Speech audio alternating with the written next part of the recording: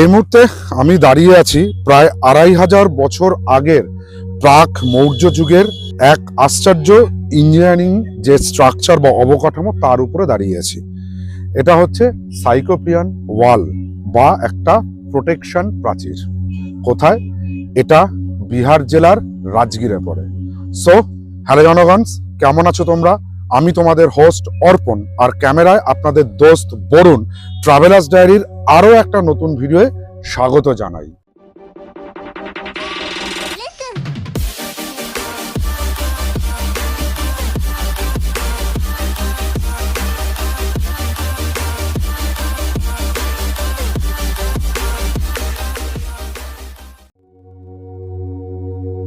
আমরা ইতিহাসে the great wall of China এই কথাটা পড়েছি, আর আমরা দাঁড়িয়ে আছি এই মুহূর্তে দাঁড়িয়ে, সেটা হচ্ছে গ্রেট ওয়াল অফ ইন্ডিয়া।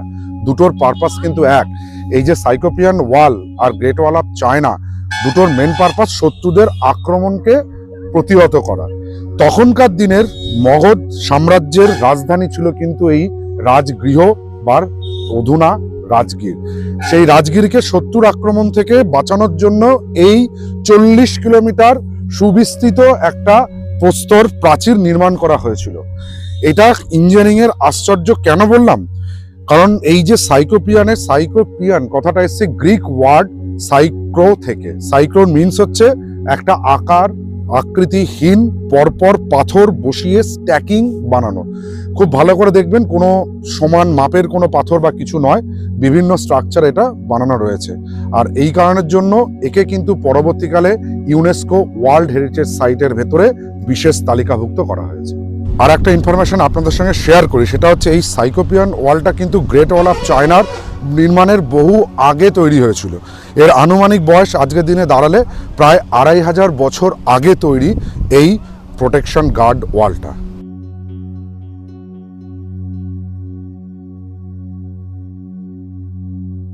এখন যে জায়গাটায় আছি, যে জায়গাটা আপনারা দেখছেন, এটা কিন্তু মানে ভগবান শ্রীকৃষ্ণের রথের চাকার দাগ।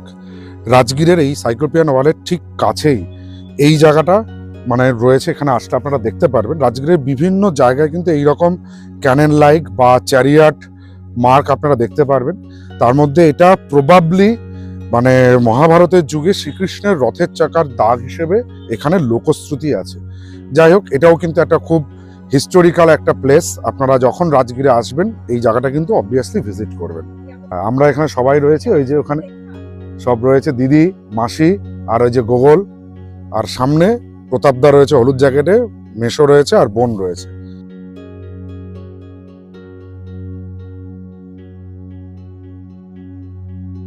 আমরা এখন যে জায়গায় দাঁড়িয়ে আছি, এই জায়গাটা কোনো মাঠ নয়। এই জায়গাটা কিন্তু একজন হতভাগ্য পিতার বন্দি দশার সাক্ষী বহন করে। এটা হচ্ছে বিম্বিসারের জেল। বিম্বিসার তার ছেলে অজাতশত্রু তাকে কিন্তু এই জায়গাতে বন্দি করে রেখেছিল, তার নিজের মানে অজাতশত্রু যাতে ক্ষমতায় বসতে পারে সেই জন্য। তবে এখানে একটা মজার বিষয় বা টুইস্ট আছে। এই জায়গাটা কিন্তু বিম্বিসার নিজেই নিজের জেলখানার জায়গাটাকে নির্বাচন করেছিলেন, যাতে বলেছিলেন তাকে এখানেই বন্দি করে রাখা হয়। এর পেছনে কারণ হচ্ছে কি? কারণ হচ্ছে যে উপরে গিদ্ধকূট পর্বত রয়েছে, গিদ্ধকূট পর্বত থেকে যেন ভগবান বুদ্ধের আগমন তিনি দেখতে পান। কারণ বিম্বিসার ছিলেন ভগবান বুদ্ধের অন্যতম আরেকজন মানে কি বলা যায় পৃষ্ঠপোষক বা বুদ্ধের অনুরাগী। সেই জন্যই কিন্তু তিনি তার নিজের জেলখানার জায়গাটা বেছে নিয়েছেন। বর্তমানে এটা মাঠের মতন করে ফিল্ড আউট করে একটা রাখা রয়েছে আর্কিওলজিক্যাল সার্ভে অফ ইন্ডিয়ার তরফ থেকে। আর এই জায়গাটাই বিম্বিসারের জেল। এটাও কিন্তু রাজগীর সাইট সিনের মধ্যে আর একটা অন্যতম ঐতিহাসিক দর্শনীয় স্থান। আরো একটা কিন্তু ইতিহাসের দোরগোড়ায় দাঁড়িয়ে আছে আমরা। সামনে যেটা দেখতে পাচ্ছেন এটা হচ্ছে স্বর্ণ ভান্ডার বা বিম্বিসারের ট্রেজারি বলা হয়। অ্যাকচুয়ালি এই জায়গাটাতে দুটো পরপর গুহা আছে। এই গুহার ভেতরে একটা গুহা কিন্তু মেডিটেশন পারপাসে ইউজ করা হতো, আর তার পাশে যেটা ছিল সেখানে হচ্ছে বিম্বিসারের আমলে যত মানে ব্যবসা বাণিজ্য হতো বা তার সোনা বা মোহর, সেই সমস্ত কিছু এখানে স্টোর করে রাখা হতো গুপ্ত উপায়ে। তবে এখনো পর্যন্ত কথিত আছে এর ভেতরে কিন্তু এখনো সেই আমলের সোনাদানারা রয়ে গেছে, কিন্তু কেউ এখানকার চাবি বা দরজাটাকে খুলতে পারছেন না বা কোড ডিকোড করতে পারছেন না বলে এখনো আমরা সেই সোনা থেকে বঞ্চিত আছি। সে বিতর্কে গিয়ে লাভ নেই। চলুন স্বর্ণ ভান্ডার রাজগীর বা বিম্বিসারের সম্ভাণ্ডারটা আমরা দেখে নিই।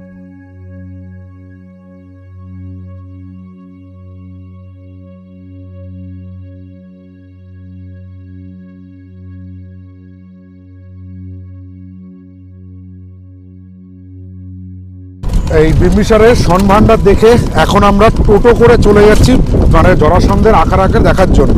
এখানে কিন্তু গাড়ি বা কোনো কিছু অ্যালাউ নেই, জাস্ট টোটো বা পায়ে হেঁটে আসতে হবে। তো চলুন জরাসন্ধের আখড়া থেকে আপনাদের সঙ্গে দেখা হচ্ছে। আর এই জায়গায় যেতে গেলে আপনাদের কিন্তু ওই সম্ভাণ্ডারের সামনে থেকে টোটো বা পায়ে হেঁটে আসতে হবে, দূরত্ব 1 কিলোমিটার।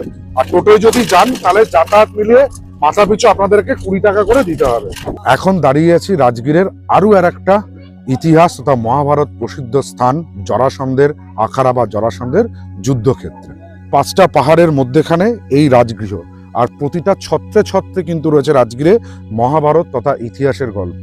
এই মগধ সাম্রাজ্যের অন্যতম শ্রেষ্ঠ সম্রাট ছিলেন জরাসন্ধ, যিনি নাকি বৃহদ্রথের পুত্র ছিলেন। জরাসন্ধ মানে হচ্ছে সন্ধি করে জোড়া হয়েছে। এইখানেই জরাসন্ধকে কিন্তু আমাদের পাণ্ডবদের মধ্যে যে ভীম, তিনি চিরে দুদিকে ছুড়ে দিয়েছিলেন, দিয়ে জরাসন্ধকে এখানে হত্যা করা হয়েছিল। তাও সেটা 28 দিনের একটা যুদ্ধের পর, যেটার নাম হচ্ছে মল্লযুদ্ধ।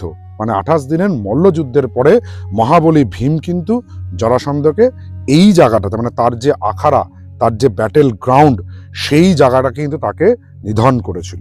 এই জায়গায় কিন্তু ভগবান শ্রীকৃষ্ণ কিন্তু একটা কৌশল্য করেছিলেন, একটা খড়কে উনি দেখিয়ে দিয়েছিলেন যে মধ্যখান থেকে চিরে দুদিকে পাঠিয়ে দাও, তাহলে আর জরাসন্ধ নিজেদের মধ্যে জুটতে পারবে না। সেই ঘটনাটা কিন্তু এই জায়গাতে ঘটেছিল। আর মগধ আক্রমণ না করেই কিন্তু ভীমকে নিয়ে শ্রীকৃষ্ণ কিন্তু চলে গেছিলেন এই জায়গা থেকে। এই জন্য ভগবান কৃষ্ণের আর একটা নাম আছে কিন্তু রণছোড়, মানে হচ্ছে রণভূমি থেকে তিনি কিন্তু যুদ্ধ না করে মগধ থেকে চলে গেছিলেন।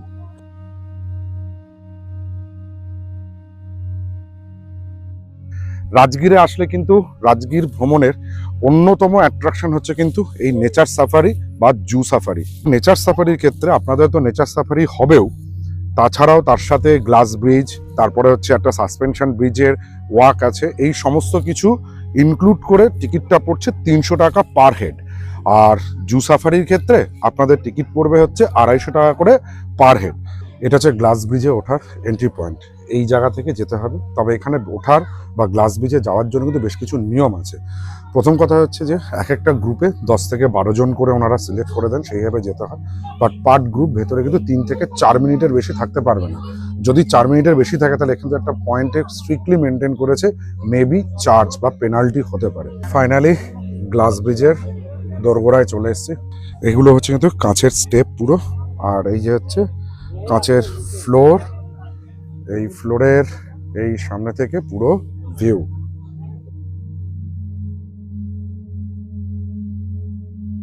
ফাইনালি কিন্তু রাজগীর নেচার যে সাফারি, সেখানে গ্লাস ব্রিজের উপর আমরা সবাই চলে এসেছি।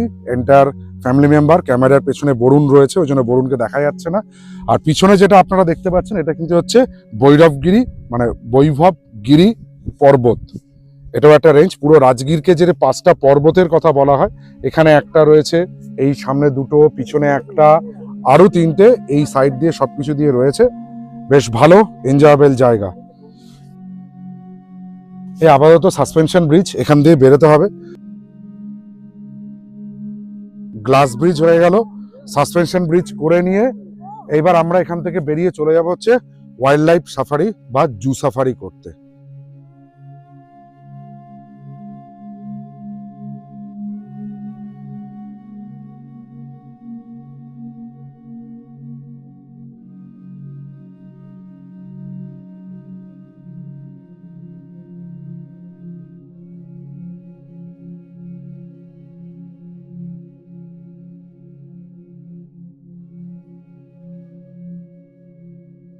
পাওয়াপুরীর জল মন্দির থেকে আপনাদেরকে জানাই সুপ্রভাত।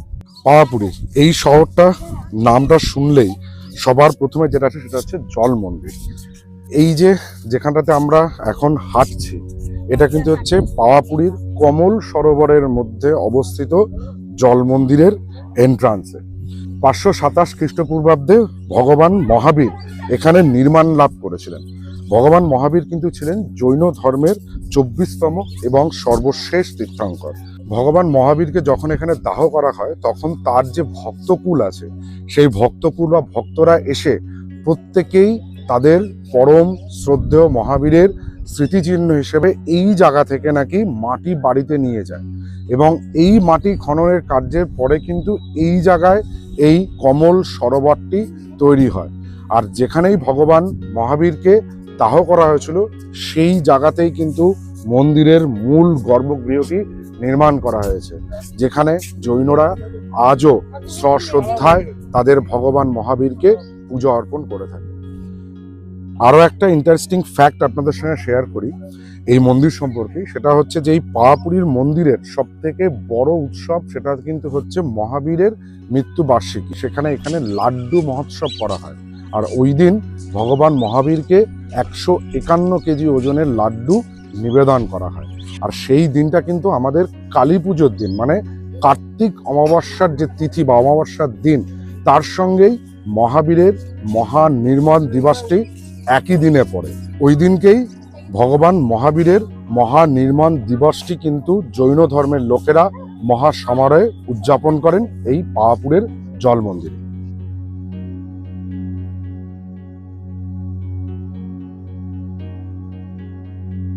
এই মুহূর্তে আমরা হাঁটছি হচ্ছে নালন্দা বিশ্ববিদ্যালয়ের প্রাঙ্গণের মধ্যে দিয়ে।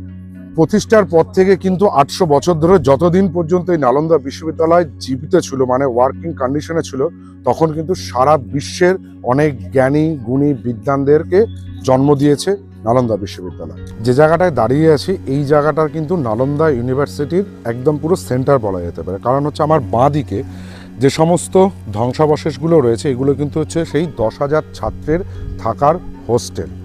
আর একদম সামনের দিকে রয়েছে হচ্ছে মেন উপাসনা কক্ষ, মানে মন্দির বা অ্যাসেম্বলি হল। আর ডান দিকে রয়েছে অনেক ছোট ছোট যে সমস্ত বৌদ্ধ ভিক্ষুক বা পণ্ডিতরা ছিলেন তাদের সমাধিক্ষেত্র বা স্তূপা। আর এই দিকটায় দেখুন, এই যে সামনেটা যে দেখতে পাচ্ছেন এটা কিন্তু ছিল 150 ফুট চওড়া 150 ফুট লম্বা একটা বৌদ্ধ মন্দির। এই মন্দির কিন্তু এখানে যেরকম আপনারা দেখছেন ঠিক এর পিছনে আরও দুটো জায়গায় মন্দির রয়েছে। 10,000 ছাত্রের জন্য কিন্তু এখানে ছিল 10,000 রুম, মানে প্রত্যেক ছাত্র বা শিক্ষার্থী এক একজন এক একটা রুমে থাকতো। সেই রকমই একটা রুমের ভেতরে এখন আমরা আসলাম।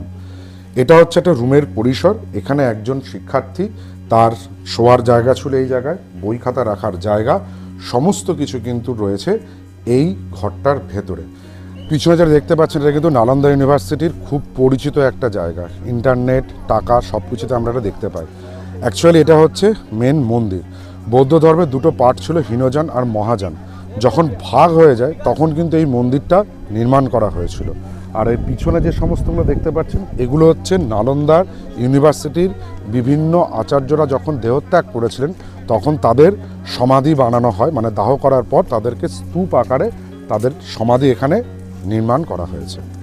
মাত্র 1 কিলোমিটার লম্বা আর 1 কিলোমিটার চওড়া এই অঞ্চলটুকু আমরা পেয়েছি আমাদের প্রাচীন ভারতের শিক্ষার গৌরবের এক অন্যতম অধ্যায় নালন্দাকে। নালন্দা বিশ্ববিদ্যালয়ের ধ্বংসাবশেষ দেখে 500 থেকে 700 মিটার দূরে আমরা এখন দেখতে আসলাম কালো বুদ্ধ। যে বুদ্ধ মূর্তিটা আমরা এখন দেখব বা আপনাদেরকে দেখাবো, এই বুদ্ধ মূর্তিটি কিন্তু নালন্দা বিশ্ববিদ্যালয়ের মেন বৌদ্ধ মূর্তি এবং এই মূর্তিটি খনন কার্য করে মাটির তলা থেকে উদ্ধার করা হয়েছে। তো চলুন দেখে নিই সেই গুপ্ত যুগের বৌদ্ধ মূর্তিকে।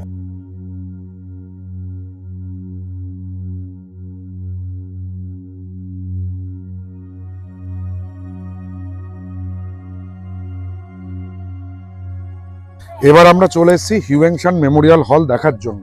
এখানে কিন্তু আগে টিকিট ছিল না। 20 নভেম্বর 2025 এই দেখুন টিকিট কাউন্টারটা উদ্বোধন হয়েছে। উদ্বোধন হওয়ার পর থেকে কিন্তু পার পার্সন 30 টাকা করে এরকম একটা টিকিট ওনারা কাটছেন। এই টিকিট দেখিয়ে যেতে হবে হিউয়েনসাং মেমোরিয়াল হল দেখতে। তবে হ্যাঁ, 15 বছর বয়স পর্যন্ত কারোর কিন্তু কোনো টিকিট লাগবে না, সে বিনামূল্যে হিউয়েনসাংয়ের মেমোরিয়াল হলটা দেখতে পারবে। এটাই হচ্ছে হিউয়েনসাং মেমোরিয়াল হলের ইন্টেরিয়ার। একদম ঢুকেই সামনে যেটা দেখতে পাবেন সেখানে কিন্তু একটা হিউয়েনসাংয়ের একটা মূর্তি বানানো রয়েছে। আপনারা জানেন যে হিউয়েন সাং চীন থেকে প্রথমে নালন্দা বিশ্ববিদ্যালয়ে কিন্তু পড়াশোনা মানে অধ্যয়নের জন্য এসেছিলেন। পরবর্তীকালে শিক্ষা লাভের পর উনি এই নালন্দা বিশ্ববিদ্যালয়ে একজন অধ্যাপক হিসেবে শিক্ষা দান করতেন।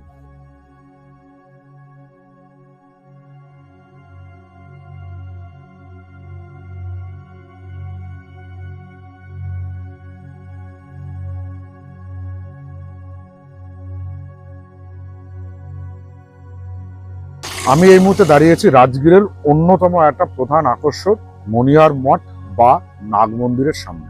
অনেক ক্ষেত্রে এখানে কিন্তু এই মন্দিরকে লোকালরা আর কি পদ্মাবতীর মন্দিরও বলা হয়।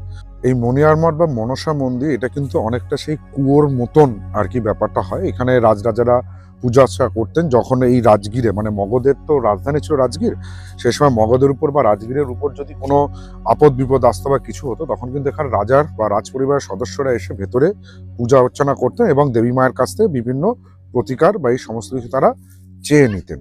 আর এই মনিয়ার মঠ বা মনসা মন্দিরের ভেতরে একটা বিশেষ বৈশিষ্ট্য, যেখানে কিন্তু হিন্দু দেবদেবী মানে মন্দির যেরকম আছে সেরকম বৌদ্ধ এবং জৈন মানে পার্টিকুলার এই তিনটে ধর্মের ছাপ কিন্তু খুব সুন্দরভাবে মনিয়ার মঠ বা মানে এই নাগ মন্দিরে দেখতে পাওয়া যায়।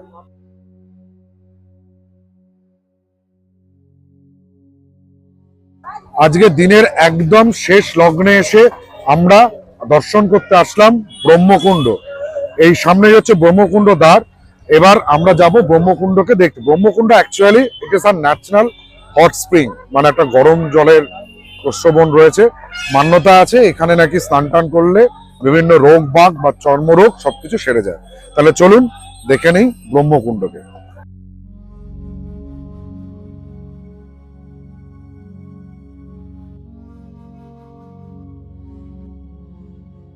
আজ জানুয়ারির 1 তারিখ 2026, নতুন বছরের প্রথম দিনে আমরা এই মুহূর্তে চলে এসেছি রাজগীরে বিশ্ব শান্তি স্তূপকে দেখার জন্য।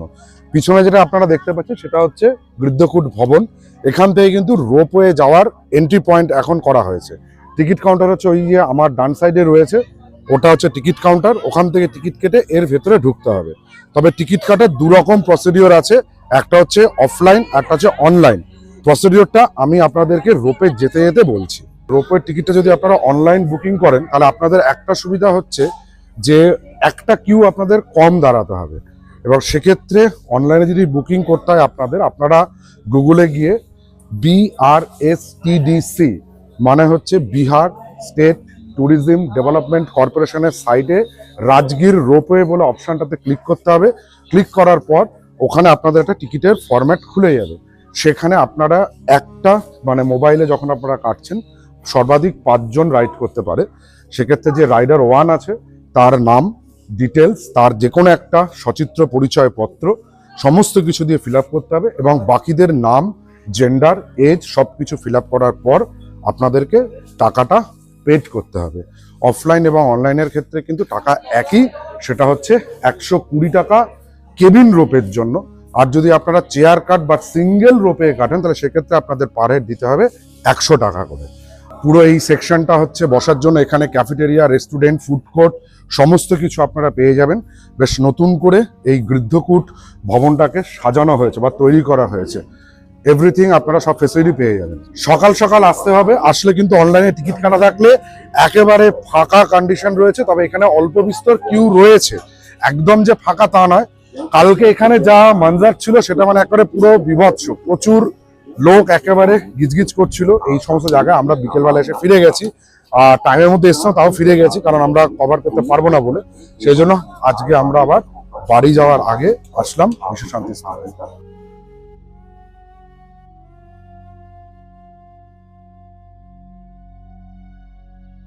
এবার চলুন আপনাদেরকে একটু রোপওয়ের টিকিট সম্পর্কে সম্যক ধারণা দিই।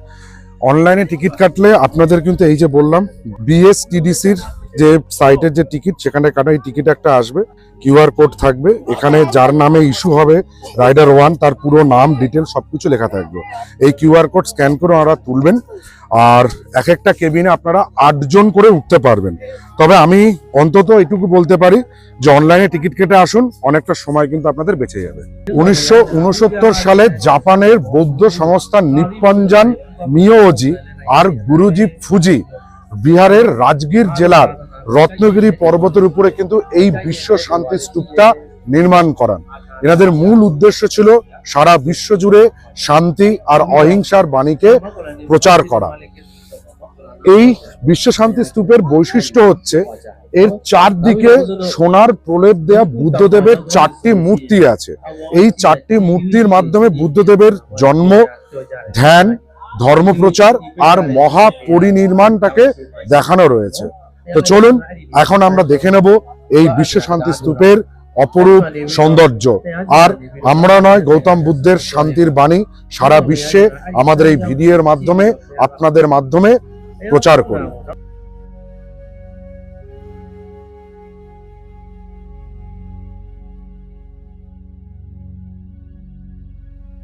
বিশ্ব শান্তি স্তূপের ঠিক অপোজিটে মানে এই সামনেই কিন্তু রয়েছে একটি জাপানিজ পিস প্যাগোডা বা মন্দির।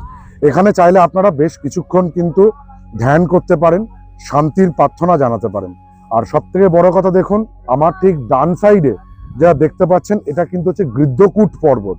এই গৃদ্ধকূট পর্বতে কিন্তু গৌতম বুদ্ধ তার জীবনের বেশ কিছুটা সময় অতিবাহিত করেছিলেন। এখানে তিনি ধ্যান করতেন আর ধর্মের প্রচারও করেছিলেন। আর বিশ্ব শান্তি স্তূপে কিন্তু সব থেকে বড় যে ফেস্টিভ্যাল বা উৎসব হয় সেটা হচ্ছে বুদ্ধ পূর্ণিমার দিন, মানে গৌতম বুদ্ধের জন্মদিনের দিন। বুদ্ধ গয়ার পর ভারতবর্ষের সব থেকে বড় যদি কোনো জায়গায় অনুষ্ঠান হয় সেটা কিন্তু এই রাজগীরের বিশ্ব শান্তি স্তূপের প্রাঙ্গণে।